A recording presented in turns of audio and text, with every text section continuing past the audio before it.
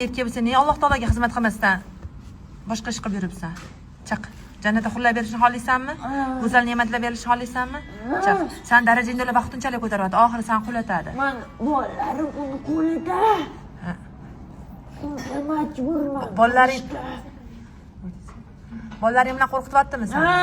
Qo'rqma. Bolalaringni Alloh taologa topshirdi. Bolalaringni Alloh taologa topshir. Qaragin. O Firavn paytida bitta ayolni nima qilgan Firavn, bilasanmi? Bismillah degancha butun bolalarini o'ldirgan. Oxiri chaqalog'ingni Bilaman, ko'rganman. Xuddi o'shasini senga kelyapti ekan. O'sha ayol nima qildi oxiri? Bolam senga Allohga tavakkal qildi. o'ldiruvdi-da. Keyin Alloh taolo nima qildi? Jannatda qaytib berdi chaqalog'ini. Bilaman. Senga bolalaringni qaytib beradi. Qo'rqma, chiq. Chiq.